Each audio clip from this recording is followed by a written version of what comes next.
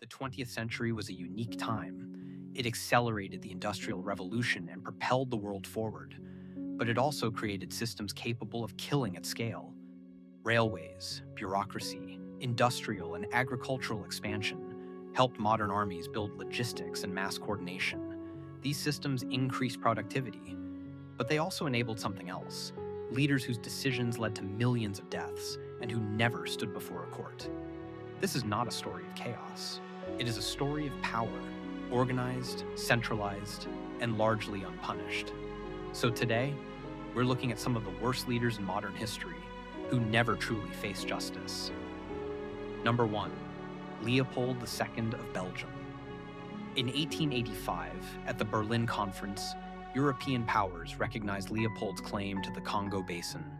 But this was not a Belgian colony. It was his personal possession, the Congo Free State. Leopold portrayed himself as a humanitarian, promising civilization, Christianity, and trade. What followed was forced labor, hostage-taking, mutilation, and mass death.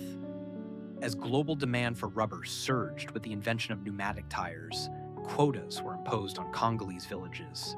The enforcement force, known as the Force Publique, used floggings, village burnings, and mutilation to enforce compliance. The cutting of hands became a documented method of proving that bullets had not been wasted. Missionaries and journalists, including E.D. Morel and Roger Casement, exposed the brutality to the international community. Scholars debate exact figures, but demographic research suggests that between 1885 and 1908, the population declined in the millions due to forced labor, disease, starvation, violence, and social collapse. In 1908, international pressure forced Belgium to annex the territory. Leopold relinquished control, but he was never tried, never charged, never imprisoned.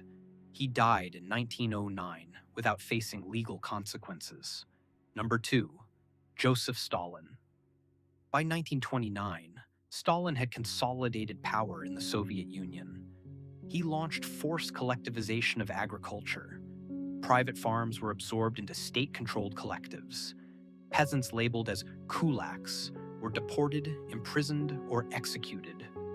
Between 1932 and 1933, famine devastated parts of the Soviet Union, especially Ukraine, Kazakhstan, and southern Russia. In Ukraine, this famine is known as the Holodomor. Scholars continue to debate intent and exact numbers, but the death toll is estimated in the millions.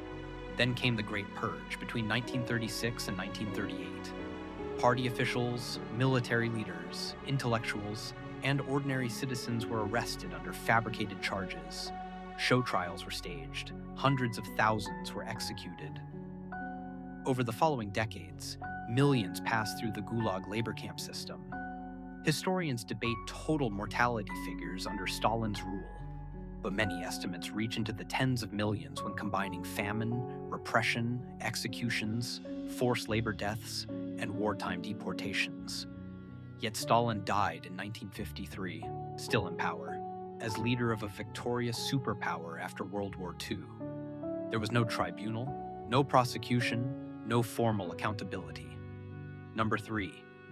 Mao Zedong. In 1949, Mao declared victory in the Chinese Civil War and established the People's Republic of China. In 1958, he launched the Great Leap Forward.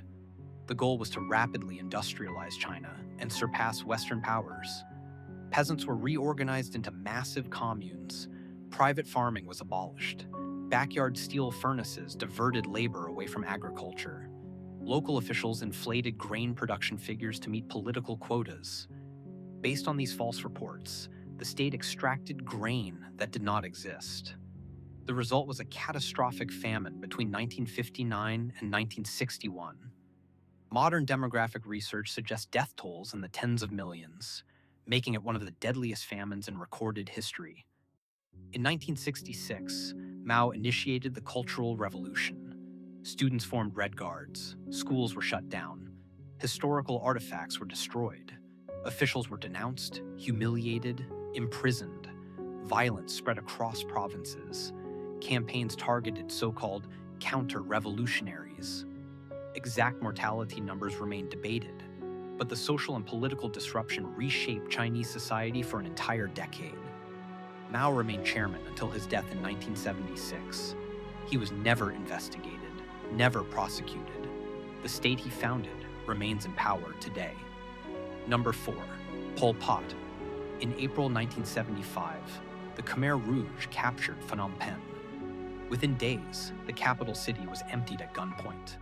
Urban residents were forced into rural labor camps. Money was abolished, private property eliminated, religion and formal education dismantled.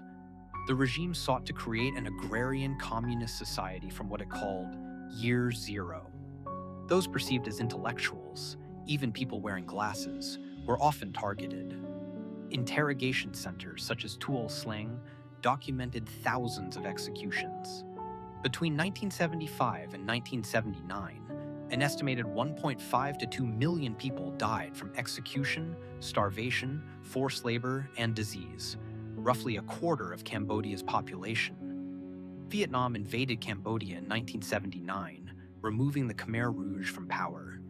Pol Pot fled to jungle strongholds and remained active within rebel factions for years. He died in 1998 under house arrest by rival Khmer Rouge members. He never stood trial. Across all these cases, the scale of suffering was immense, but justice never fully arrived. International criminal law, as we understand it today, did not exist during Leopold's rule. After World War II, accountability often depended on defeat. Stalin died in power. Mao died in power. Pol Pot died before prosecution. The 20th century showed that modern systems can multiply both productivity and destruction. The men who commanded those systems shaped history through policy, ideology, and force. Some were condemned by history, some by their own citizens.